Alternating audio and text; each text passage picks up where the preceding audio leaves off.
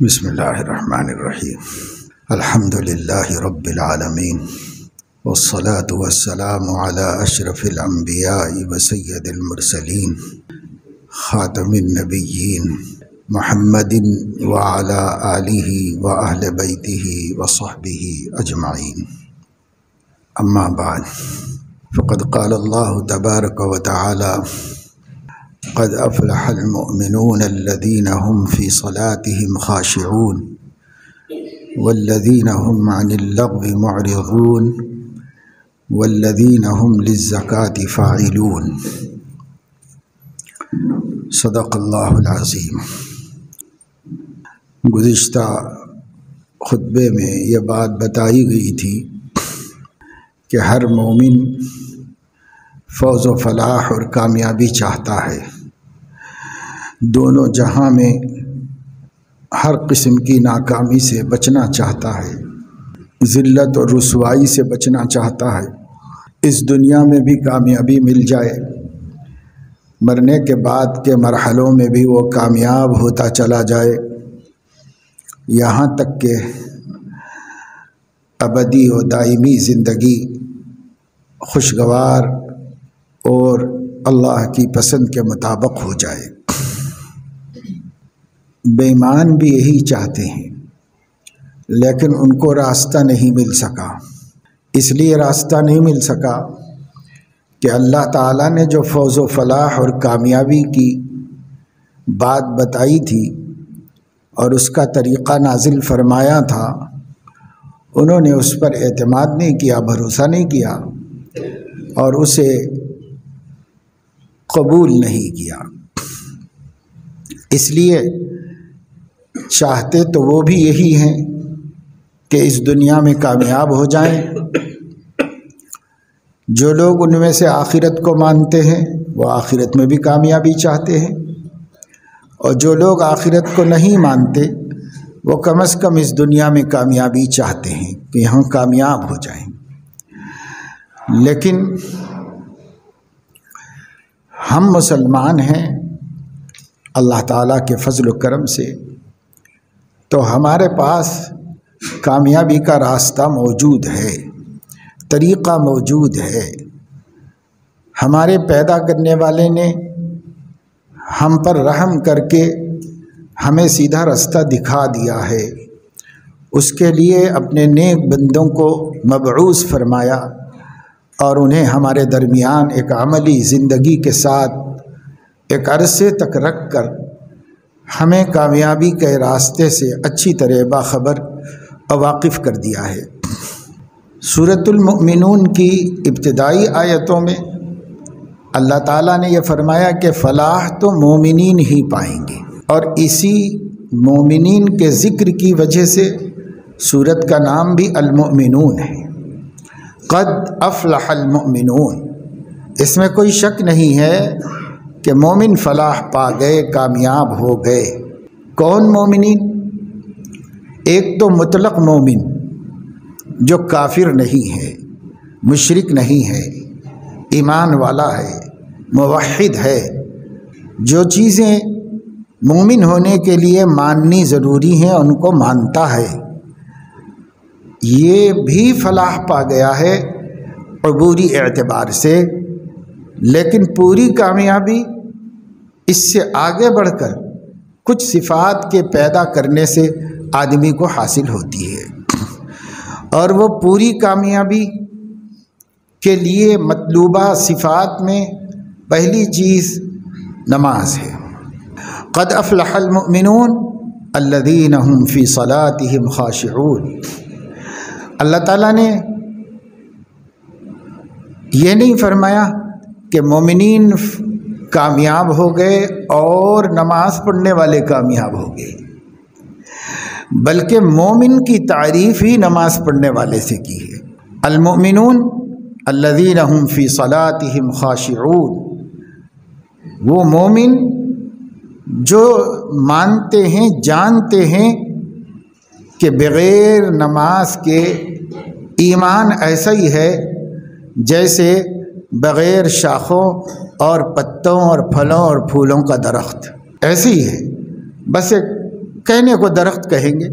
آپ دیکھیں کوئی درخت ہے سوکھ گیا ہو، صرف اپنے پیڑ پہ کھڑا ہوا ہے، کچھ بھی نہیں ہے، نہ برگ و بار ہیں، نہ پھول پتیاں ہیں، نہ پھل ہے، نہ سایہ ہے، نہ ہوا ہے، کچھ نہیں، بس کھڑا ہوا ہے، لکڑیاں لکڑیاں. تو نام تو اس کا بھی درخت ہے، اسے بھی پیڑ کہیں گے، اسے بھی درخت کہیں گے، لیکن کوئی بھی اس درخت کو مفید اور مؤثر نہیں مانتا اور اس کی کوئی تعریف نہیں کرتا. اگر اسی درخت کے اوپر برگ و بار بھی ہوں، پھول ہوں، پھل ہوں، ٹہنیاں پتوں سے بھری ہوئی ہوں، سایہ دے رہا ہو، ہوا دے رہا ہو، پھول دے رہا ہو، پھل دے رہا ہو، ٹھنڈک دے رہا ہو، تو کہیں گے کہ حقیقت میں درخت تو یہ ہے. نام کے اعتبار سے وہ بھی درخت ہے، لیکن حقیقت کے اعتبار سے یہ درخت ہے اصل. اسی طریقے سے جو شخص صرف کلمہ پڑھ لیتا ہے، ایمان لے آتا ہے، پر نماز نہیں پڑھتا، وہ وہی نام کا درخت ہے، کام کا نہیں ہے. کام کا وہی مومن جو نمازی بھی، کیونکہ نماز کا ایمان کے ساتھ ایک ایسا جوڑ ہے جس کو اردو زبان میں چولی دامن کا جوڑ کہتے ہیں، جس کو عربی میں لازم اور ملزوم کہتے ہیں، جزو لا ينفک کہتے ہیں. ایسا جز جو الگ نہیں ہو سکتا، اسی میں جڑا ہوا رہے گا اور اسی کے ساتھ وابستہ رہے گا، ایسا جز. نماز ایسا جز ہے. نماز چھوڑ کے مومن ہونے کا تصور پہلے زمانے میں تھا ہی نہیں لوگوں. اس دور میں تو بہرحال بہت لوگ مومن مسلم کہلاتے ہیں، پر ان کو نماز سے کوئی لینا دینا نہیں ہے. لیکن ایک دور ایسا گزرا ہے اسلام کا، عہد شباب، عہد صدارت، جب اللہ کے نبی صلی اللہ علیہ وسلم مسلمانوں کے درمیان میں موجود تھے، جب صحابہ کرام مسلمانوں کے درمیان میں موجود تھے، وہ ایسا دور گزرا ہے جس دور میں ایمان کا تصور نماز کے بغیر تھا ہی نہیں. بھائی مومن ہے اور بے نمازی ہے کوئی مانتا ہی نہیں تھا، اس لیے کہ ایسا ہو ہی نہیں سکتا تھا. حضرت علیہ السلام نے اپنی 23 سالہ حیات طیبہ میں کچھ ایسا ماحول بنا دیا تھا کہ مومن اور نماز ایک دوسرے سے الگ نہیں تھے. ایمان ہے تو نماز ہے، نماز ہے تو ایمان ہے، بس ایک دوسرے سے کوئی الگ ہوتا ہی نہیں تھا. ایسا ماحول بنایا تھا. تو یہاں اللہ نے فرمایا المؤمنون الذین هم فی صلاتهم خاشعون. مومن وہ مومن جو نہ صرف یہ کہ نماز پڑھتے ہیں بلکہ ذوق شوق اور خضوع و خشوع سے نماز پڑھتے ہیں، جی لگا کے نماز پڑھتے ہیں. بہت سے لوگ ہیں جو نمازی ہیں مگر جب جالی ہیں، اور بہت سے لوگ ہیں کبھی کبھار پڑھتے ہیں مگر انتہائی خشوع خضوع کے ساتھ پڑھتے ہیں. ان کی غلطی یہ ہے کہ پابندی سے نہیں پڑھتے، ان کی غلطی یہ ہے کہ جی لگا کے خشوع سے نہیں پڑھتے. دونوں غلطی کر رہے ہیں. نماز پڑھنا ہے اور خشوع خضوع سے پڑھنا ہے، جی لگا کے نماز پڑھنا ہے. بعض بندوں کو الحمدللہ اللہ پاک نے اس کی توفیق دی ہے کہ وہ جب بھی نماز پڑھتے تو خشوع خضوع سے نماز پڑھتے. میں ابھی ناشتہ کرتے کرتے اخبار پہ ایک نظر ڈال رہا تھا. جمعہ ایڈیشن کے اندر محدث دکن ابو الحسنات حضرت مولانا عبداللہ شاہ صاحب نقشبندی رحمۃ اللہ علیہ، ایک پرانے بزرگ ہیں جو یہاں گزرے ہیں، ان کے حالات پہ نظر پڑی تو نماز کے بارے میں لکھا ہوا تھا کہ نماز بہت خشوع و خضوع سے پڑھتے تھے. ان کی نماز کی کوئی رکعت 5 منٹ سے کم کی نہیں ہوتی، ہر رکعت 5 منٹ میں ادا کرتے تھے. انتہائی سنت کے مطابق نماز پڑھتے تھے اور جو صورت مسنون ہے وہی پڑھا کرتے تھے۔ نوافل میں بھی سنت کا اہتمام کرتے تھے۔ واقعہ یہ ہے کہ جس کو نماز کا چسکا لگ گیا وہی اس طرح پڑھ سکتا ہے، اور جس کو نماز ایک فریضہ ادا کرنے کے حد تک پڑھنا ہے، ظاہر ہے کہ قانونی کام قانونی ہی ہوتا ہے، ضابطے کا کام ضابطے کا ہے، بس اس لیے کرنا ہے کہ بھائی کرنا ہے، نہیں کریں گے تو پوچھا جائے گا۔ عذاب سے بچنا ایک ہے، عذاب سے بچنے کے لیے پڑھنا، اور ایک ہے اللہ کو خوش کرنے کے لیے پڑھنا، جزا اور بدلے کے لیے پڑھنا، دونوں میں فرق ہے۔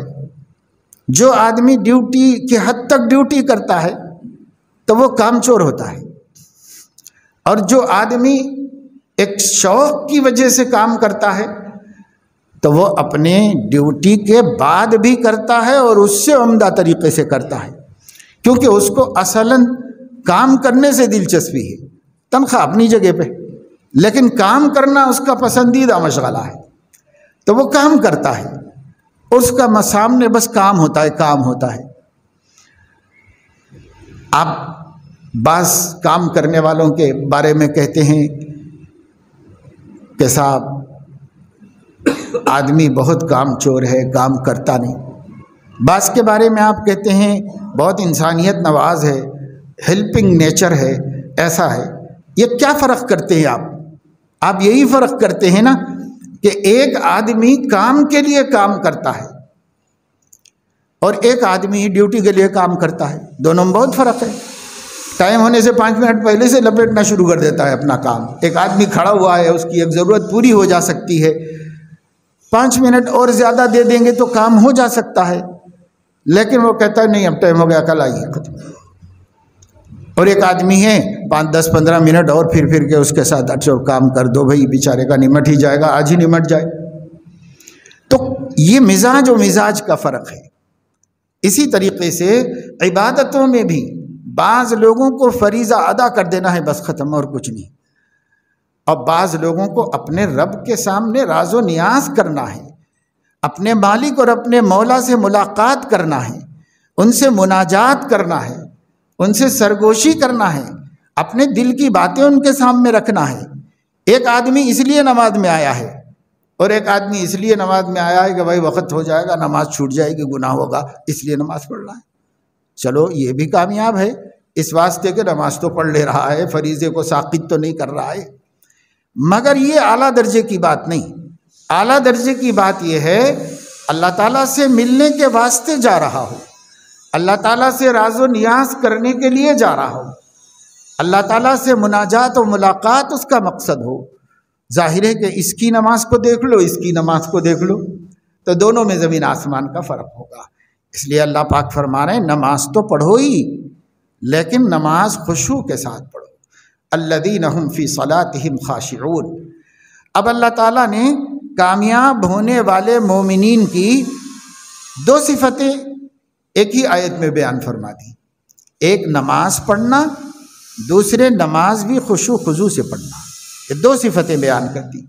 نماز جی لگا کے پڑھو، بہت شوق سے۔ اللہ کے بندے نماز پڑھتے تو ان کو بس اب دنیا سے کوئی مطلب ہی نہیں ہوتا، نیت باندھنے کے بعد کیفیت بدل جاتی ہے۔ بڑے محدث گزرے ہیں، امام ابن سیرین رحمۃ اللہ علیہ، محمد ابن سیرین رحمۃ اللہ علیہ، معبر خواب بھی تھے، بہت مشہور خواب کی تعبیریں بیان کرنے والے، اور محدث بھی تھے وہ بہت بڑے۔ محمد ابن سیرین رحمۃ اللہ علیہ کے بارے میں آتا ہے کہ وہ ذرا مزاج کے اعتبار سے بہت ظریف تھے، ہنس بولنے والے آدمی تھے بہت زیادہ، ساتھیوں کے ساتھ بیٹھ کر کچھ نہ کچھ باتیں بے تکلفی کی چلتی ہوتی تھی۔ اس بیچ میں ان کو جب نفل پڑھنا ہوتا، مثلا اشراق کا، چاشت کا، کوئی نماز نفل پڑھنے کا وقت ہوتا، تو وہ اپنے ساتھیوں سے کہتے تھے کہ تم لوگ اپنا کام جاری رکھو، میں ذرا 2 رکعت پڑھ لوں۔ تو وہ کھڑے ہو کے نیت باندھ لیتے تھے اور وہیں نماز سے فارغ ہوتے تھے۔ تو ایک دفعہ ان کے دوستوں نے کہا کہ ادھر سب گپ شپ چلتی رہتی ہے اور آپ نماز پڑھ لیتے ہیں، نماز تو بھائی سکون سے اطمینان سے کسی اچھی جگہ پہ جا کے پڑھنا چاہیے۔ تو وہ فرماتے تھے کہ مجھے کچھ فرق نہیں پڑتا، میں جب اللہ اکبر کہتا ہوں تو اس دنیا میں ہی نہیں رہتا، تم کون، کوئی مجھے کسی سے مطلب نہیں، جب میں اللہ اکبر کہتا ہوں تو میں اور میرا اللہ، تیسرا کوئی ہوتا ہی نہیں، وہاں کسی کا گزر ہی نہیں ہے تیسرے کا، اس لیے مجھے کوئی فرق نہیں پڑتا، بس میں اپنے اللہ کے ساتھ متوجہ ہو جاتا ہوں۔ بھئی ایک مقام ہے جو ایک محنت کے بعد ان کو حاصل ہوا، اور جب ایک انسان کو حاصل ہوا تو دوسرے انسان کو بھی حاصل ہو سکتا ہے۔ جو چیز ایک انسان جو کمال پیدا کر سکتا ہے دوسرا انسان بھی کر سکتا ہے وہ کمال پیدا۔ اس لیے جب انہیں یہ کیفیت حاصل ہوئی تو پتہ چلا کہ انسان کے ہاتھ میں ہے کہ انسان ایسا کر لے کہ جب وہ نماز کے لیے کھڑا ہو تو اتنی دیر بس وہ سب سے غافل اور اللہ سے تعلق اس کا ہو جائے، مخلوق کو چھوڑ دیا، خالق سے مل لیا تھوڑی دیر کے لیے۔ ورنہ تو بھائی ایسے بندے بھی گزرے ہیں جن کے 24 گھنٹے اللہ ہی سے لو لگی ہوئی ہوتی، رہتے تو مخلوق میں مگر دل اللہ سے لگا ہوا۔ اب اگر ہم اتنا نہیں تو کم سے کم نماز کی اتنی دیر تو اللہ کے ساتھ ہو جائے، اس کو کہتے خشوع و خضوع، اللہ کے ساتھ متوجہ ہو جانا، اس احساس کے ساتھ۔ جیسے حضور علیہ السلام نے کسی کو نصیحت کرتے ہوئے فرمایا اذا قمت الى الصلاة فصلی كصلاة مودع او كما قال علیہ السلام۔ حضور علیہ السلام نے فرمایا جب تم نماز کے لیے کھڑے ہو تو ایسی نماز پڑھو جیسی آخری نماز پڑھتے ہو، یعنی اب اگر کسی کو معلوم ہو جائے کہ اس کے بعد مرنا ہی ہے، وہ نماز کیسے جی لگا کے پڑھے گا؟ نماز کتنا جی لگا کے پڑھے گا؟ اگر پتہ یقینی ہو جائے کہ اب اس کے بعد موت ہی ہے تو سوچے گا بھائی ایک نماز ہے بس زندگی کی، اسی کو نماز بنا لو اور اسی نماز سے مغفرت کرا لو اور اسی نماز سے اللہ کو راضی کر لو، ایک ہی چانس ہے، ایک ہی نماز ملی ہوئی ہے مجھے۔ اگرچہ کہ ہمیں نہیں معلوم کہ بھئی ہماری زندگی کتنی ہے، مگر فرض کرو کہ کسی کو ایک ہو، کوئی ظالم کہہ رہا ہو کہ نماز پڑھ لے اب اس کے بعد میں تجھے قتل ہی کرنے والا ہوں،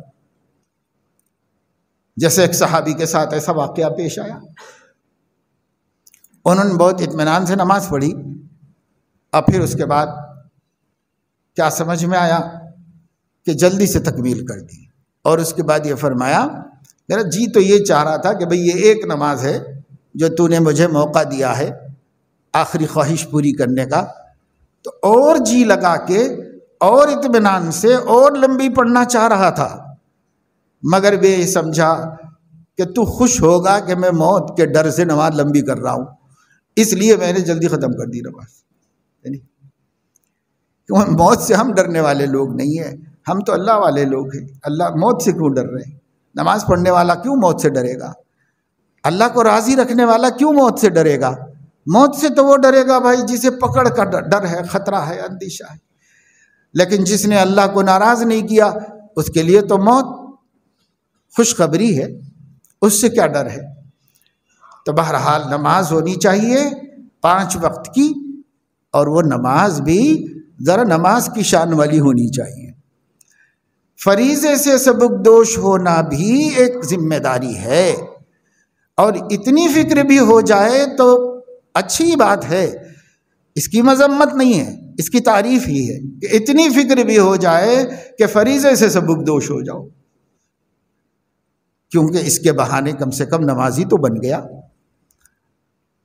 ویسی نماز بھی اللہ قبول فرما لیں گے، کیونکہ اللہ رب العزت تو اپنی شان کے مطابق نہیں دیکھتے، بندے کی ہمت کے مطابق دیکھتے ہیں۔ کم سے کم 5 وقت کا نمازی ہو جائے، اتنا تو ہو جائے، لیکن اللہ فرما رہے ہیں کامیابی، اعلیٰ درجے کی کامیابی وہ صرف اتنی نماز سے نہیں ہوتی، اعلیٰ درجے کی نماز ہو اور اس میں خشوع ہو، اعلیٰ درجے کی نماز جس میں خشوع ہوتا ہے۔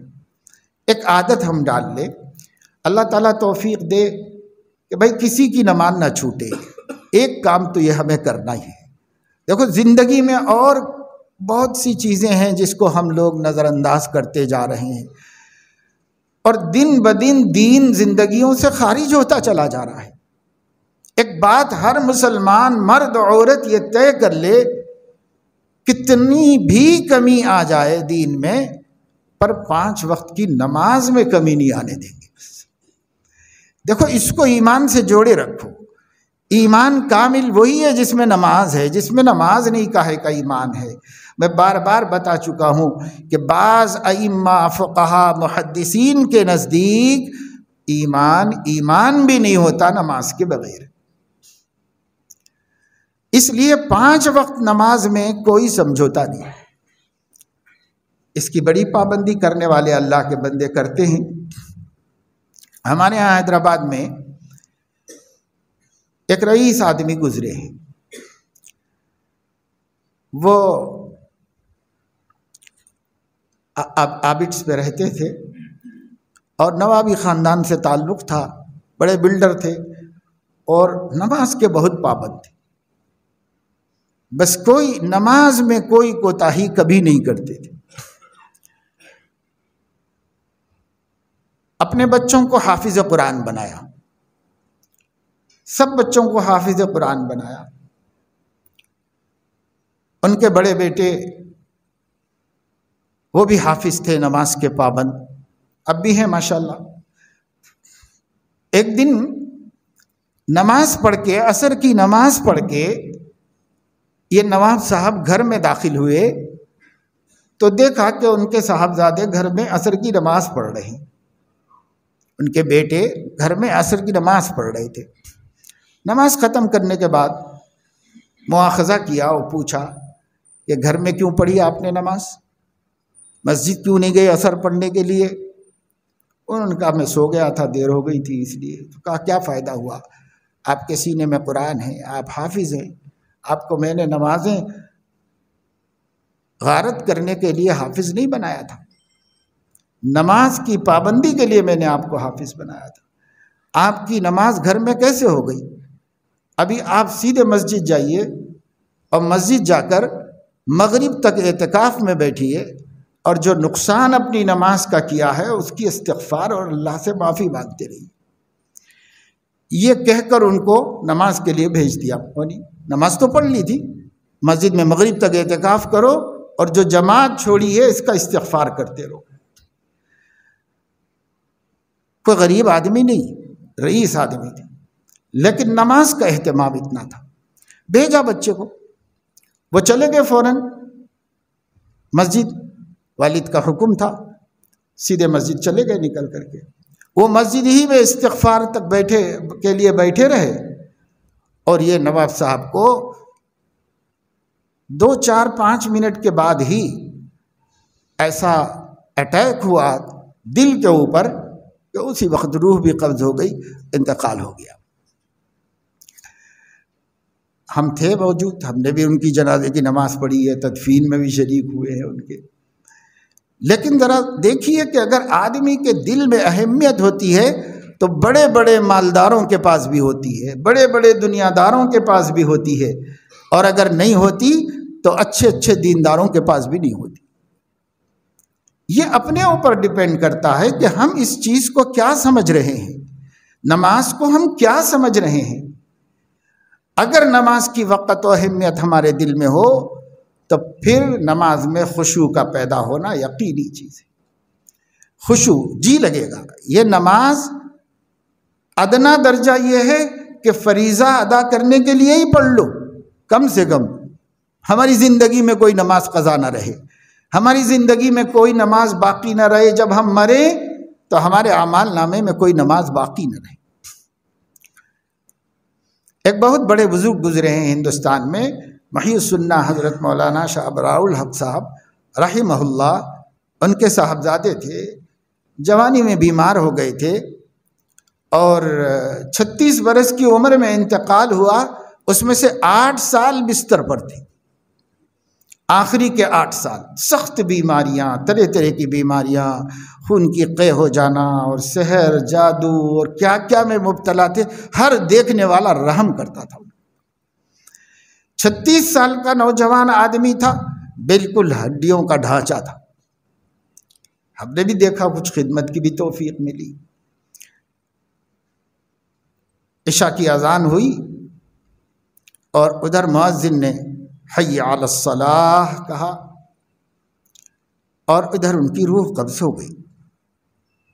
8 سال بستر پر رہے، سخت تکلیفوں اور اذیتوں سے گزرے، لیکن اس دن ہی میں انہوں نے اپنے والد کو بلا کر یہ کہا تھا کہ مجھے ایسا لگ رہا ہے کہ میں اور زیادہ زندہ نہیں رہ سکوں گا، شاید میری اب زندگی اختتام کی طرف جا رہی ہے۔ تو میں آپ کو یہ بتانا چاہ رہا ہوں کہ الحمدللہ میری ایک نماز بھی قضا نہیں ہے اور ایک روزہ بھی میرے ذمے نہیں ہے، تاکہ آپ میری طرف سے مطمئن رہیں، اس لیے بتا رہا ہوں۔ 36 سال کی عمر میں انتقال ہوا، 8 برس بستر پر اس طرح رہے کہ ہر دیکھنے والا ان کی تکلیفوں پر رحم کھاتا تھا۔ لیکن کیا کہہ رہے ہیں مرنے سے پہلے آخری دن؟ کوئی نماز میری زندگی کی باقی نہیں ہے، ہر نماز پڑھتے تھے، اور ہم نے دیکھا وہیں مٹی رہتی تھی، وہیں تیمم کرتے تھے اور اشارے سے نماز ادا کر لیتے تھے، پڑھے پڑھے چھوڑتے نہیں تھے، کبھی نماز قضا نہیں کرتے تھے۔ جس کو نماز سمجھ میں آ گئی اس کو اس حال میں بھی کبھی نماز چھوڑتا ہوا آپ نے نہیں دیکھا۔ ایک بہت بڑے پروفیسر گزرے ہیں لکھنؤ میں، بڑے ہندوستان کے نامی گرامی خاندان سے تعلق رکھتے تھے، پروفیسر آصف قدوائی رحمت اللہ علیہ۔ اللہ نے دین کا بھی کام لیا ان سے بہت۔ 50 سال بستر پر رہے، 50 سال ریڑھ کی ہڈی کی تکلیف کی وجہ سے مردے کی طرح بستر پہ پڑے رہتے تھے، زندہ کل میت، کوئی کام نہیں کر سکتے تھے، کروٹ بھی نہیں لے سکتے تھے، مگر زندہ تھے۔ بیٹھے بیٹھے وہی لیٹے لیٹے، چونکہ انگریزی اردو دونوں سے اچھی طرح واقف تھے، حضرت مولانا منظور نعمانی نے مشورہ دیا کہ اس میں کچھ نہیں کر سکتا، کیا کروں؟ کہا آپ بھی کر سکتے ہیں، یہ کریے کہ پڑھے پڑھے آپ 2 زبانوں پہ قدرت رکھتے ہیں، مولانا ابو الحسن علی ندوی مفکر اسلام رحمہ اللہ کی اہم کتابیں ہیں، اردو سے انگریزی میں منتقل کر دیجیے تاکہ انگریزی دانوں تک اسلام کا پیغام ایک بڑے عالم دین کے ذریعے پہنچ جائے۔ ان کو بات سمجھ میں آ گئی، پوری معارف الحدیث انگریزی میں انہوں نے پڑھے پڑھے لکھوا دی۔ اب جو انگریزی کا سیٹ چھپا ہوا ہے انہی کا ترجمہ کیا ہوا ہے، اور مولانا کی بڑی بڑی کتابیں ترجمے کرتے رہے اور دیتے رہے، پڑھے پڑھے 50 سال بیمار رہے، کبھی بیماری کا شکوہ نہیں کیا اور کبھی نماز نہیں چھوڑی۔ یہ نہیں، ہم سمجھ سکتے ہیں صحت مند ہیں، ماشاءاللہ چل رہے ہیں، پھر رہے ہیں، کھا رہے ہیں، تمام خواہشات پوری ہو رہی ہیں، اللہ ہر نعمت دے رہا ہے، کروڑوں بندوں سے اچھے ہیں، پر نماز میں کاہل ہیں، سست ہیں، جی چاہا پڑھ لیا، جی چاہا چھوڑ دیا، کوئی اہمیت ہمارے پاس نہیں نماز کی۔ تو میرے عزیزو دوستو، آپ بھی اور آپ کی بہنیں، آپ کی گھر کی بچیاں بھی یہ طے کر لیں، سب مل کے طے کر لو کہ کم از کم فریضہ ادا کرنے کے طور پر صحیح ہماری 5 نمازوں میں سے ایک نماز بھی کسی دن قضا نہیں ہوگی، اور اگر غفلت سے چھوٹ گئی ہیں تو انہیں بھی ادا کر لیں گے، کیونکہ انہیں بھی ادا کرنے کا حکم ہے اسلام میں، اس لیے ہم انہیں بھی ادا کریں گے اور آئندہ کبھی نہیں چھوڑیں گے۔ ایک دوسرے یہ کہ جو نمازی ہیں ماشاءاللہ سے، اللہ کی توفیق سے نماز پابندی سے پڑھ لیتے ہیں، وہ خاشعون کی صفت میں آ جائیں، الذین هم فی صلاتهم خاشعون، جن کی نماز بھی ہو اور خشوع والی بھی ہو۔ تو خشوع والی کی میں نے آپ کو بتایا کہ ایک طریقہ ہے نماز پڑھنے کا فرض ادا کرنا، اور ایک طریقہ ہے اپنے محبوب، اپنے آقا، اپنے مولا سے ملاقات و مناجات کرنا۔ اب اگر ذرا سی کوشش کر لیں تو انشاءاللہ یہی نماز جس کی ہم پابندی کر رہے ہیں وہ مناجات والی نماز ہو جائے گی۔ صحیح بخاری میں متعدد حدیثوں میں حضور اکرم صلی اللہ تعالیٰ علیہ وسلم سے یہ منقول ہے کہ آپ نے فرمایا جو نماز پڑھتا ہے وہ اپنے رب سے مناجات کرتا ہے، جو نماز پڑھتا ہے وہ اپنے رب سے مناجات کرتا ہے۔ اس لیے اپنے رب سے مناجات کے تصور کے ساتھ ہم نماز پڑھیں۔ اور واقعہ یہ ہے مناجات عربی زبان کا لفظ ہے اور اردو میں اس کو سرگوشی کہتے ہیں، یعنی کسی سے اپنے دل کی بات کہنا، اپنا راز و نیاز چپکے سے کہتا ہے آدمی، قریب میں جا کر کے چپکے سے کان میں کہتا ہے کہ میں یہ ضرورت ہے، یہ حاجت ہے، یہ پریشانی ہے، جو بھی ہے اپنے کسی خاص دوست سے چپکے سے قریب میں جا کے کہتا ہے، اس کو اردو میں سرگوشی کہتے ہیں اور راز و نیاز بھی کہتے ہیں۔ عربی زبان میں اسی کا نام ہے مناجات، ایک دوسرے سے چپکے سے کوئی بات کہنا۔ پوری انجیل مناجات ہے، علماء فرماتے ہیں انجیل پوری مناجات ہے، اس میں احکام کچھ زیادہ نہیں ہے، اس میں صرف اللہ سے راز و نیاز کرنا سکھایا گیا ہے۔ زبور صرف دعاؤں کا مجموعہ ہے، تورات میں البتہ احکام بھی ہیں، اور قرآن مجید سب کا مجموعہ ہے، جامع کتاب ہے، اس میں دعائیں بھی ہیں، اس میں ذکر اللہ بھی ہے، اس میں واقعات و قصص بھی ہے، سابقہ کے، انبیاء سابقہ کے، سب کے، اس کے اندر توحید کا مضمون بھی ہے، آخرت کا عقیدہ بھی ہے، رسالت کی صداقت بھی ہے، سب چیزیں قرآن میں موجود ہیں۔ لیکن قرآن میں بھی دعائیں ہیں، مناجات ہے، اللہ سے ذکر کرنا سکھایا گیا ہے، بلکہ جو قرآن کی جان ہے جس کو سورہ فاتحہ کہتے ہیں وہ پوری کی پوری مناجات ہے، پوری کی پوری دعا سورت مناجات ہے۔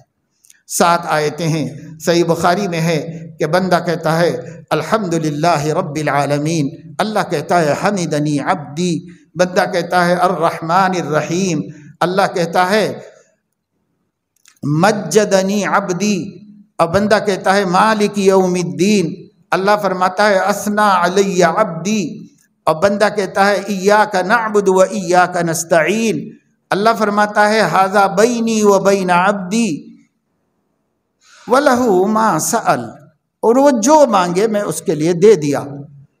اس کے بعد اس نے کہا اہدنا الصراط المستقیم، تو اللہ رب العزت اس کو سیدھا راستہ دکھانے کو پورا قرآن سورہ بقرہ سے والناس تک اس کے سامنے رکھ دیا ہے۔ تو پوری سورت مناجات ہے۔ تو نماز اپنے رب سے مناجات ہے، سرگوشی ہے، راز و نیاز ہے، دل کی باتوں کو شیئر کرنا آج کل کہتے ہیں، تبادلہ کرنا، دوسرے تک پہنچانا، اس کو کہتے ہیں۔ یہ نماز ایسی ہونی چاہیے۔ جب اس نیت سے اور اس جذبے سے پڑھیں گے نا تو اسی کا نام خشوع ہے، اسی کا نام خشوع ہے۔ الذین هم فی صلاتهم خاشعون، وہ اللہ تعالیٰ کی طرف متوجہ ہے۔ نماز میں اللہ اکبر جب کہتا ہے تو نماز شروع ہوتی ہے، اور السلام علیکم ورحمۃ اللہ کہتا ہے تو نماز ختم ہو جاتی ہے۔ یہاں سے لے کے یہاں تک بس ایک دوسری دنیا میں چلا جائے، اپنے مالک کے ساتھ، اپنے محبوب کے ساتھ، اپنے محسن کے ساتھ، اپنے بھلے برے کے مالک کے ساتھ، خالق کے ساتھ، سب اللہ کے ساتھ توجہ ہو۔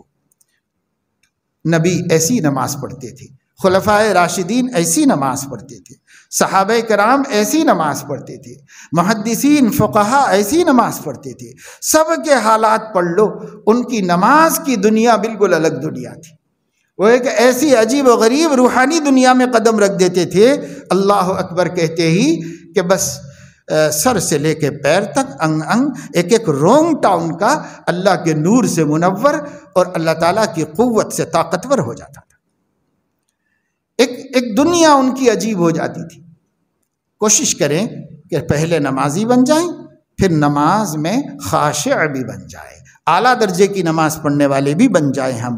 اللہ توفیق دے، کوشش کرنے سے کوئی محروم نہیں ہوتا، سب کو دیتے ہیں اللہ توفیق، اور سب کو دینے کے لیے تیار بیٹھے ہیں اللہ پاک۔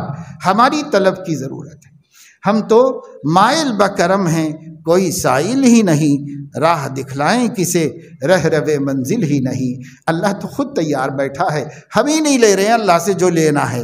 بس جب بھی کچھ ہاتھ اٹھے تو دنیا کے لیے اٹھے، اللہ یہ دنیا یہ نہیں ہے، وہ نہیں ہے، وہ نہیں ہے، وہ نہیں ہے، وہ بھی مانگو بھائی اللہ سے، وہ بھی اللہ ہی دے گا۔ مگر کیا سب اسی کے لیے جی رہے ہیں؟ اللہ سے اللہ کو بھی تو مانگو، اللہ سے اللہ کی نعمتوں کو بھی تو مانگو، آخرت کو بھی تو مانگو، اس کی طرف بھی تو دھیان دو، توجہ دو۔ اللہ سے لینے کی اصل چیزیں یہی ہیں۔ پھر اپنی دنیا بھی مانگ لو، دنیا بھی اللہ دیتے ہیں اور اللہ مانگنے سے خوش ہوتے ہیں۔ یہ فرمایا، یہ صفت ہے جس میں دو صفتیں آ گئی۔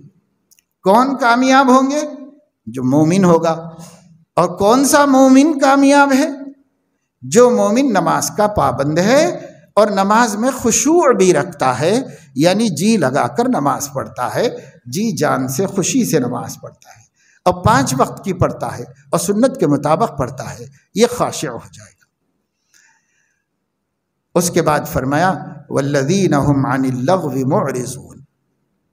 دیکھیے نماز کے فوراً بعد ایک ایسی صفت بیان فرمائی ہے جس صفت کو جامع الکمالات کہا جا سکتا ہے۔ وہ کیا صفت ہے؟ لغو سے اعراض کرتا ہے۔ لغو کیا چیز ہے؟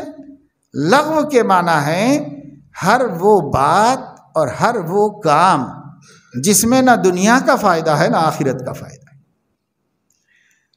دنیا کا بھی ہو تو وہ لغو نہیں کہلائے گا۔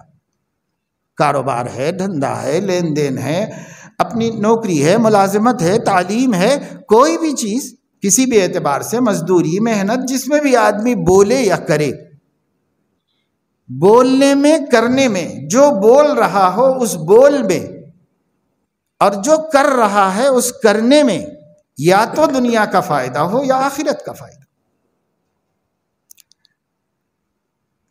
دیکھیے انسان جتنے کام کرتا ہے وہ یا تو فرض ہوتا ہے یا پھر واجب ہوتا ہے یا پھر سنت ہوتا ہے یا پھر مستحب اور نفل کام ہوتا ہے یا پھر مباح اور جائز کام ہوتا ہے یا پھر حرام ہوتا ہے، یعنی مکروہ ہوتا ہے، پھر مکروہ تحریمی ہوتا ہے یا پھر حرام ہوتا ہے۔ یہ سب چیزیں ہمارے ہر کام پر کوئی حکم لگے گا۔ ابھی نماز پڑھیں گے، فرض کام ادا کریں گے، دین کی بات سن رہے ہیں، یہ ہمارے لیے جائز اور مباح اور مسنون عمل ہے کہ ہم اپنے دین کی فکر کریں، علم حاصل کریں۔ یہ ہمارے لیے بعض کے حق میں ضروری ہے اور بعض کے حق میں مستحب ہے، کیونکہ بعض ضروری معلومات رکھتے ہیں تو مزید واجب اور فرض نہیں ہے ان کے اوپر۔ تو جتنے سامعین ہوتے ہیں بیان میں بیٹھتے ہیں، سب پر فرض تو نہیں، لیکن مذاکرہ ہے اور مذاکرے سے ایمان بنتا ہے، یقین مضبوط ہوتا ہے، عمل میں آسانی ہوتی ہے، اس وجہ سے اس کا سلسلہ رہتا ہے۔ ایک کام ہوتا ہے جو عبث ہوتا ہے، یعنی بیکار، اس کو عربی میں کہتے ہیں لغو، نہ دنیا کا فائدہ نہ دین کا فائدہ، جس کو ہم لوگ ٹائم پاس کہتے ہیں۔ ٹائم پاس، بھائی مومن کے پاس ٹائم ہے پاس کرنے کے لیے؟ اتنے کام اس کے ذمے ہیں اپنی آخرت بنانے کے واسطے کہ اس سے ہی فرصت نہیں ہے اس کو، اور سوچ رہا ہے بھائی تھوڑا اور ٹائم مل جاتا تو اچھا تھا، تھوڑا اور ٹائم مل جاتا تو اچھا تھا، یہ سوچتا ہے۔ لیکن جن لوگوں کے پاس آخرت کی کوئی اہمیت ہی نہیں ہے، ان کے پاس ٹائم گزر رہا نہیں، تو وہ ٹائم پاس کرنے کے لیے حقہ پی رہے، ٹائم پاس کرنے کے لیے سگریٹ چلا رہے، ٹائم پاس کرنے کے لیے گٹکے کھا رہے، ٹائم پاس کرنے کے لیے موبائل لے کے گیم کھیل رہے۔ گیم عربی میں اس کو لعب کہتے ہیں۔ قرآن نے کہا انما الحیات الدنیا لہو ولعب وزینۃ، یہ حیات دنیا کو لوگوں نے لہو و لعب بنا لیا ہے اور آپس میں ایک دوسرے پر فخر کرنے کا ذریعہ بنایا ہے۔ یہ نہیں ہے دنیا زندگی، یہ زندگی آخرت بنانے کے واسطے۔ لہو و لعب ایسے کھیل جن سے ورزش ہو، ایسے کھیل جن سے اخلاق درست ہوں، اور ایسے کھیل جن سے صحت جسمانی پر اچھا اور مفید اثر پڑے، منع نہیں ہے اسلام میں۔ لیکن وہ کھیل جو اخلاق کو خراب کرنے والے ہیں، وہ کھیل جو بری صفتیں انسان میں پیدا کرنے والے ہیں، اس کی اسلام میں کوئی گنجائش نہیں ہوتی۔ یہ موبائل کے ذریعے جو ٹائم پاس کر رہے ہیں گیموں کے اندر، یہ گیم بنانے والے کون ہیں؟ اگر آپ ان کو ہی جان لیں تو آپ کو مزید کچھ بولنے کی ضرورت نہیں ہے۔ وہ ایسا دشمن ہے مومن کا اور ایمان کا کہ اس سے بدترین دشمن کوئی بھی اس وقت دنیا میں نہیں۔ بلکہ یہ جو گیم تیار کر رہے ہیں، جو کمیونٹی تیار کر رہی ہے، یہ لوگ تو مذہبی بھی نہیں ہے۔ پہلے ہم کہتے تھے بھئی یہ یہودیوں کی چال ہے، یہ یہودی بھی نہیں ہے، یہ عیسائی بھی نہیں ہے، یہ کسی دھرم مذہب کو ماننے والے نہیں ہیں۔ ان کا ماننا یہ ہے کہ فطرت سے بغاوت کی جائے اور خالق سے بغاوت کی جائے، اور جس نے سب سے پہلے خالق سے بغاوت کی ہے اسی کو اپنا خدا سمجھا جائے۔ یعنی ابلیس کے پیروکار اور شیطان کا ٹیمپل بنا کر اس کی پوجا کرنے والے دنیا میں ان کی تعداد بڑھتی چلی جا رہی ہے، اور دنیا اس کو تیزی کے ساتھ مختلف ذریعوں سے نوجوانوں کو برباد کر کے اپنے دین میں لیتے جا رہے ہیں، جس کا کسی دین سے کوئی تعلق نہیں ہے، اس میں لیتے جا رہے ہیں۔ اور کہا جاتا ہے، محققین نے یہ لکھا ہے کہ دنیا کے اس وقت کے 1600 دولت مند اس نظریے کو فروغ دینے میں اپنی دولت صرف کر رہے ہیں۔ ٹاپرس دنیا کے 1600 دولت مند، جس میں اس وقت مغربی حکمران اور عرب حکمرانوں کی بھی ایک جماعت ساتھ دے رہی ہے، اور اپنی صلاحیتیں، اپنی پیسے سب لگا کر کے اس کو فروغ دے رہے ہیں۔ بہت بڑے خطرے میں وہ لوگ جو دین انٹرنیٹ سے سیکھتے ہیں، وہ بہت بڑے خطرے میں ہیں، بہت بڑے خطرے میں۔ خدا سے بغاوت کرنا اور فطرت و نیچر سے بغاوت کرنا ان کا سب سے بنیادی مقصد ہے۔ اس مقصد پر امت کو، پوری انسانیت کو تباہ کرنا۔ تو جن لوگوں نے یہ گیمز اور یہ میوزکس تیار کی ہیں، یہ یہودی نہیں ہے، یہ عیسائی نہیں ہے۔ ہم کو عادت پڑ گئی ہے ہر چیز یہودیوں اور عیسائیوں کے سر ڈال دینے کی۔ اس وقت وہ یہودی اور عیسائی بھی ان سے بیزار ہیں، جنہوں نے بغاوت کو اپنا نظریہ بنایا ہے، اپنا ماننا بنایا ہے۔ بغاوت، فطرت سے بغاوت کرو بس۔ اب فطرت کے ان باغیوں نے یہ جتنے گیم بنائے ہیں، اپنی دعوت اور اپنے مشن کو چلانے کے واسطے بنائے ہوئے ہیں۔ کاش کہ کوئی نہ سمجھے، مسلمان سمجھ جائے اس بات کو، ورنہ یہ حضرت محمد صلی اللہ علیہ وسلم کی امت کی ایک بڑی تعداد انہی کے فالوورز پہ ہوتی جائے گی، ابھی بھی ہو رہے ہیں۔ بہت نوجوان تعلیم یافتہ جن کو کوئی مذہبی بیک گراؤنڈ نہیں ملا ہے، کوئی مذہبی سپورٹ نہیں ملا ہے۔ چونکہ ہم لوگ ذرا مسجد آتے ہیں، مسجد میں بیٹھتے ہیں، نماز پڑھتے ہیں، دین کے کاموں سے جڑے ہوتے ہیں، اجتماعات میں بیٹھ جاتے ہیں، ہم لوگوں کو نظر نہیں آ رہا ہے، ہم کو سمجھ میں نہیں آ رہا ہے۔ مسلمانوں کی تعلیم یافتہ اور مالدار مسلمانوں کی ایک بہت بڑی تعداد ہے جو نیٹ کے ذریعے سے اس دعوت سے متاثر ہے، اس دعوت سے متاثر ہے۔ اور اگر کوئی شیطان کا بندہ ہے تو رحمان کا بندہ نہیں ہو سکتا۔ اس لیے جو رحمان کا بندہ ہے وہ شیطان کا بندہ نہیں ہے، اور جو شیطان کا بندہ ہے وہ رحمان کا بندہ نہیں۔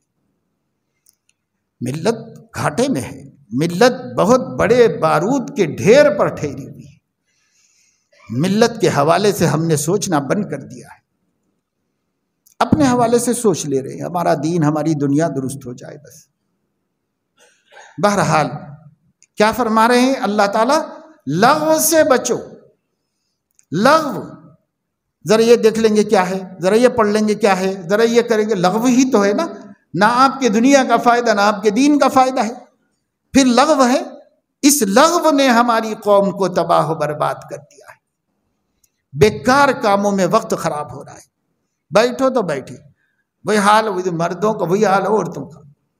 بیٹھی ہوئی عورت، میں ایک دکان میں گیا کل ہی، غیر مسلموں کی تھی، عورت بیٹھی ہوئی تھی کاؤنٹر کے اوپر. کوئی آ کے کھڑا ہوتا تو قلم اٹھا کے بل بنا کے اس کو حساب کتاب کر. جیسے یہ کام ختم ہوا، موبائل نکال کے اپنے کام میں مصروف. نوجوانوں کو دیکھا، مسلمانوں کو دیکھا، اپنا دھندا کاروبار بھی اس موبائل کے نظر کر کے سب برباد کر رہے ہیں.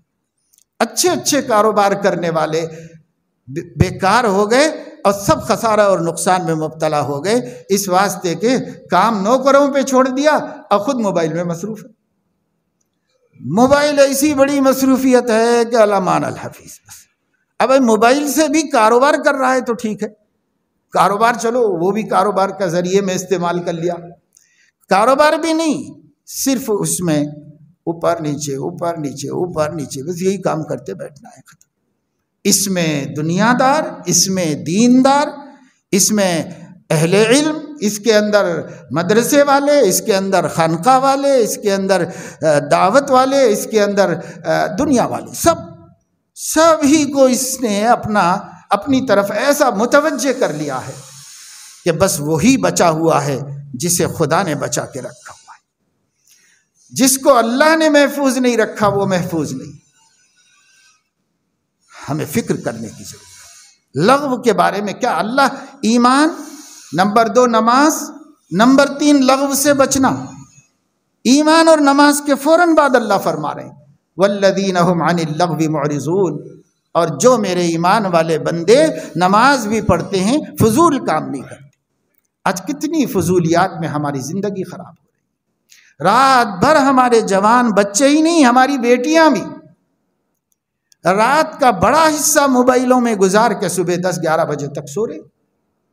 تعلیم میں پیچھے سب سے، اسکولوں میں، کالجوں میں اکا دکا مسلمان جو ہے پورے ملک کے اندر، تو کیا اس کی واہ واہ ہو رہی ہے، وارے نیارے ہو رہے ہیں اکے دکے کی. اس امت کے نبی کا معجزہ ہی علم ہے.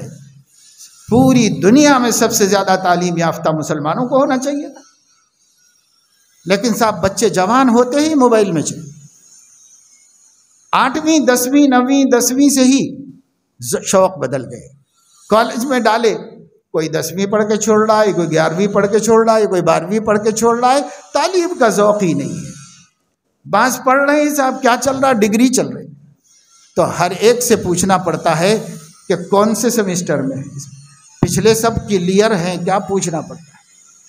پوچھتے ہی منہ سے کر لیتے ہیں، چونکہ آگے بڑھ رہے ہیں، پیچھے کلیئر ہی نہیں.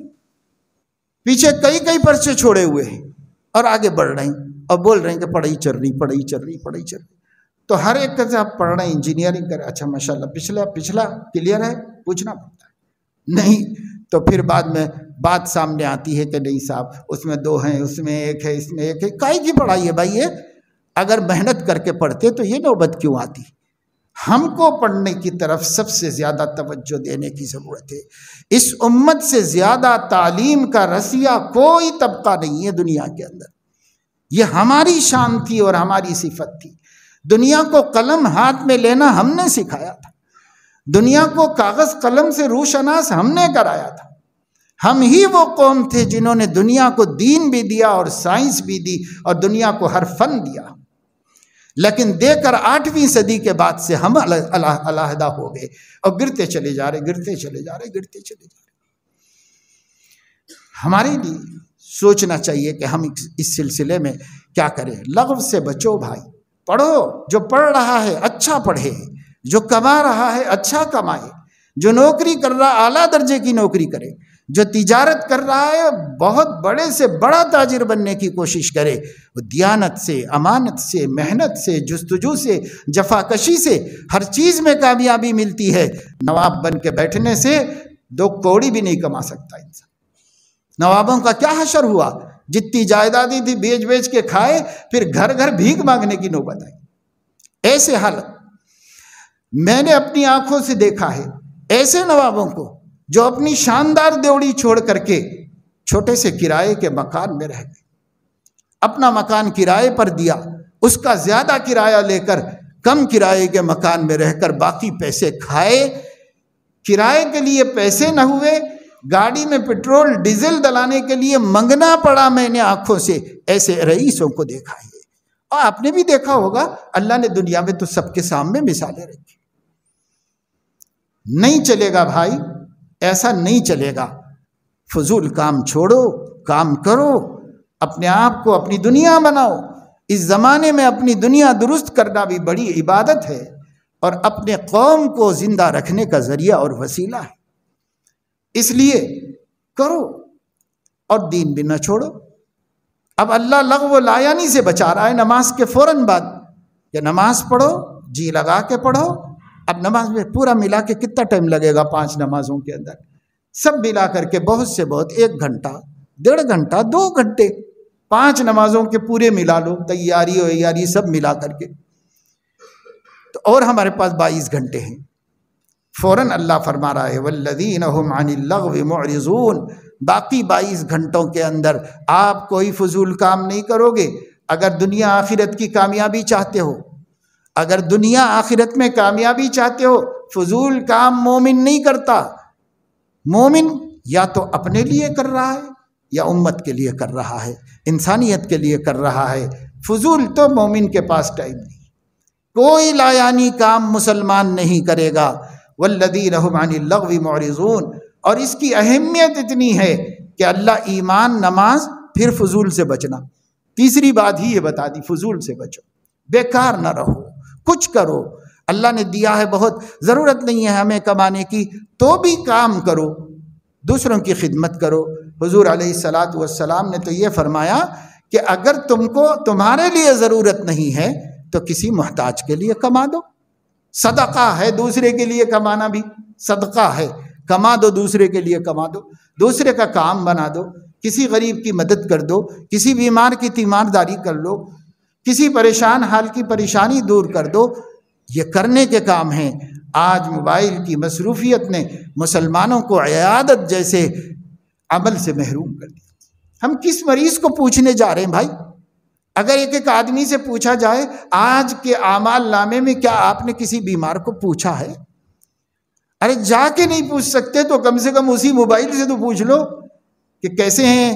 پتہ چلا کہ آپ کی طبیعت ٹھیک نہیں ہے، اچھے ہیں، بخار کم ہو گیا، دوائی لے لی، کیسے ہیں، اللہ تعالیٰ آپ کو شفا عطا فرمائے، مسنون دعا پڑھ دو، فون پہ ہی پڑھ دو۔ لیکن نہیں، اس سے جتنے اچھے کام ہو سکتے ہیں وہ سب موقوف ہیں، اس سے جتنے برے کام ہوتے ہیں سب چل رہے ہیں، سب جاری ہیں، برے کام، اچھے کام موقوف ہیں۔ تھوڑے بہت جو لوگ دین کی باتوں سے دلچسپی رکھتے ہیں وہ بھی لغو و لایانی پھیلا رہے ہیں، بس لغو و لایانی۔ جتنے سوشل میڈیا پہ دین آ رہا ہے اس کا 80% حصہ لایانی آ رہا ہے۔ ہاں کچھ باشعور علماء صحیح بات کو، ضروری بات کو بھیج رہے ہیں، پہنچا رہے ہیں، ٹھیک ہے، لیکن اکثر حصہ لغو و لایانی ہی کا ہے، اس کے اوپر نہ دین کا، نہ دنیا کا، نہ آخرت کا۔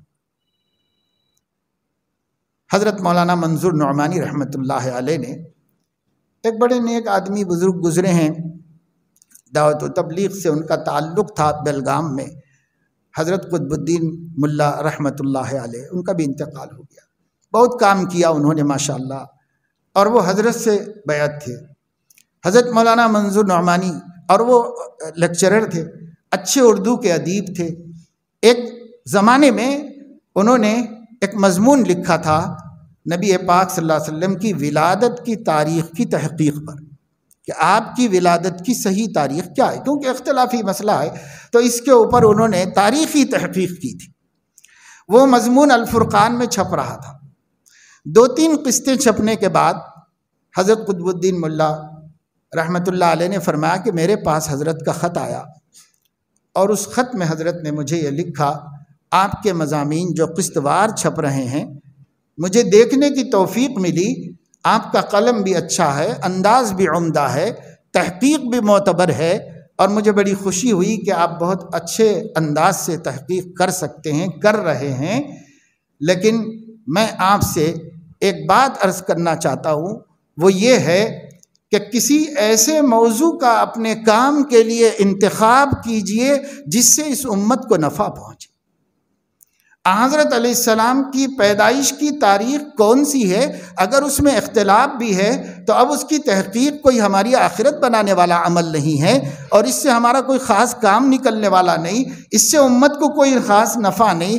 امت کو نماز کے موضوع پر، زکوٰۃ کے موضوع پر، اصلاح کے موضوع پر، گناہوں سے بچنے کے موضوع پر، کسی ایسے موضوع پر جس کی امت کو آج ضرورت ہے، اپنی صلاحیتوں کو صرف کیجئے، اپنے قلم اور کاغذ کا استعمال کیجئے، اس واسطے کہ یہ امت بشمول میرے اور آپ کے، یعنی ان کے ہی الفاظ بتا رہا ہوں، حضرت مولانا منظور نعمانی رحمہ اللہ، یہ امت بشمول میرے اور آپ کے اس وقت بیمار ہے، اور بیماری بھی بہت شدت کی ہے۔ اس لیے امت کی فکر کیجئے، وہ کام کیجئے جس کام سے اس امت کو فائدہ پہنچے۔ دیکھیں آپ، جو درد نبی کے سینے میں ہے، ان اللہ والوں کے سینے میں بھی تھا۔ وہ امت کے لیے جی رہے تھے، اپنے اعمال تو خوب کر رہے تھے، لیکن امت کے لیے ہر وقت متفکر تھے، غمگین تھے۔ آج دیندار مسلمان اپنے اوقات کا جائزہ لے کر ٹائم ٹیبل بنائیں تو میرے دوستو، میں بقسم کہہ سکتا ہوں کہ اتنا وقت نکل سکتا ہے کہ وہ امت کے لیے کچھ کریں، لیکن وہ وقت بیکار جا رہا ہے۔ 2 گھنٹے روزانہ، 3 گھنٹے روزانہ نکل سکتے ہیں اگر ہم ٹائم ٹیبل بنائیں، ضروری کاموں سے فارغ ہو کر۔ 2 وقت ہمارا کسی کام میں بھی نہیں جا رہا ہے، دنیا میں جائے، دکان میں جائے، تجارت میں جائے، ٹھیک ہے بھائی، وہ بھی ایک مصروفیت ہے، ہونی چاہیے، لیکن بہت مسلمان ایسے بھی ملیں گے جن کے پاس ٹائم بہت ہے، بکواس کر رہے ہیں، باتیں کر رہے ہیں، بیٹھے رہ رہے ہیں۔ پہلے تو یہاں وہاں جا کے بیٹھکیں جماتے تھے، اب بیٹھکوں کی ضرورت نہیں، ہر آدمی خلوت کا منتظر ہے، کوئی نہ آئے تو اچھا ہے تاکہ میں اپنے موبائل میں مصروف رہوں، بس یہ مزاج اب بن گیا۔ پہلے کوئی آئے تو اچھا ہے، اس کے ساتھ بیٹھ کے باتیں کروں، یہ سوچتا تھا، اب کوئی نہ آئے تو اچھا ہے، یہ سوچ رہا ہے، اور اس طرح اپنا ساتھی ہے۔ پہلے زمانے میں مثل مشہور تھی کہ الکتاب خیر جلیس فی الزمانی، زمانے میں سب سے بہترین دوست کتاب ہے، لیکن اب سب سے بہترین دوست اسمارٹ فون ہے، سب سے بہترین دوست، اس سے اچھے تو اماں بھی نہیں ہے، بابا بھی نہیں ہے، اس سے اچھا کوئی بھی نہیں ہے، سب سے اچھا وہی ہے۔ اس میں ہم لگے ہوئے ہیں، کیا حاصل ہے میرے دوستو؟ ایک دن مرنا ہے، کچھ کر کے مریں، کچھ کر کے مریں، اپنے لیے کرو، اللہ کے بندوں کے لیے کرو، نبی کی امت کے لیے کرو، کچھ وقت نکالو، کچھ اچھے کام کرو۔ کیسے کیسے برائیوں میں لوگ مبتلا ہیں، کیسے کیسے گناہوں میں امت سڑ رہی ہے، گل رہی ہے، کوئی رحم کرنے والا نہیں ہے۔ والذین هم عن اللغو معرضون، لا یعنی سے بچنے والے کامیاب ہوں گے، اور لا یعنی میں مبتلا ناکام ہوں گے۔ اس کا دوسرا مطلب یہ ہوتا ہے، جو لا یعنی میں مبتلا ہیں وہ ناکام ہوں گے، جو لا یعنی سے بچ رہے ہیں وہ کامیاب ہو جائیں گے۔ ہر آدمی آج طے کرے کہ میں اپنا جائزہ لوں گا، اپنے 24 گھنٹے کا ایک نظر ڈال کے دیکھ لوں گا کہ میں صبح اٹھا تھا تو پھر کل صبح تک ایک ہی دن کا، اپنے پچھلے 24 گھنٹے کا ایک خاکہ بنا لیجئے کاغذ کے اوپر۔ اس خاکے میں دیکھیے کہ آپ نے کیا کیا اچھے کام کیے اور کیا کیا کام گناہ کے کیے خدا نہ خواستہ، اور اگر گناہ کے بھی نہیں بھی کیے تو فضول وقت کتنا ضائع ہوا، اس کا خاکہ بنائیے، اور جو فضول اس میں بچا ہے نا، آپ کو نظر آ جائے گا۔ تو طے کر لیجئے کہ میں اب اگلے 24 گھنٹے میں اس وقت کا کوئی صحیح مصرف نکالوں گا اور اس کو اس کام میں لے آؤں گا، چاہے دنیا کے کام میں لے آئیے۔ میں یہ بھی نہیں بول رہا ہوں کہ اسے تم تلاوت میں، ذکر میں، آخرت کے لیے، بھائی جس کو آخرت جتنی محبوب ہوگی وہ اتنا لگائے گا۔ ہم صرف اتنی بات کہنا چاہ رہے ہیں، پہلے مرحلے میں لایانی سے تو بچا لو، اس کام کا کوئی اچھا استعمال تو نکال لو، اسٹڈی کر لو، پڑھ لو، جو سبجیکٹ پڑھ رہے ہیں اس کے لیے اور تیاری کرو، اس کے لیے اور کوشش کرو، محنت کرو، اچھا پڑھنے کی فکر کرو، اس کے لیے نکالو۔ بہرحال اللہ توفیق ہمیں نصیب فرمائے، ہم لغو و لایانی سے بچ جائیں۔ دیکھو یہ فلاح و فوز و کامیابی کے طریقے میں نہیں بتا رہا ہوں، کوئی مولانا نہیں بتا رہے ہیں، کوئی پیر صاحب نہیں بتا رہے ہیں، یہ اللہ بتا رہا ہے جس نے ہم کو پیدا کیا ہے۔ بس ہم اس کو آپ کے سامنے رکھ رہے ہیں۔ اللہ فرما رہا ہے قرآن کریم میں، لا یعنی سے بچنا ایمان اور نماز کے بعد سب سے پہلا فرض اللہ نے بتایا۔ سب سے پہلا ایمان، کہ ایمان کے بغیر کچھ بھی نہیں، پھر اس کے بعد نماز اور فضولیات سے بچنا۔ تو دیکھو کتنی اہمیت ہوگی اللہ کے نظر میں فضولیات سے بچنے کی۔ عمر قیمتی سرمایہ ہے، اتنے قیمتی سرمایہ کو برباد نہ کرو، اس سے قیمتی کوئی چیز نہیں، اس سے قیمتی کوئی چیز نہیں۔ ہر قوم کے مفکروں نے، ہر مذہب کے مفکروں نے ٹائم کو دنیا کی سب سے قیمتی چیز قرار دیا ہے، ہر قوم کے مفکرین نے۔ ہمارے اسلام نے بھی کہا، ہمارے نبی نے بھی کہا، وقت سے قیمتی کوئی چیز نہیں ہے بھائی۔ اس لیے اوقات کی حفاظت کیجئے، لا یعنی سے بچیے۔ اللہ مجھے آپ کو سب کو توفیق دے کہ جو زندگی ہے اس کا ایک ایک لمحہ یا تو اپنی دنیا کے لیے یا اپنی آخرت کے لیے استعمال ہوتا رہے، اللہ کے بندوں کی خدمت میں استعمال ہو جائے، دین کی محنت میں استعمال ہو جائے۔ آمین وآخر دعوانا۔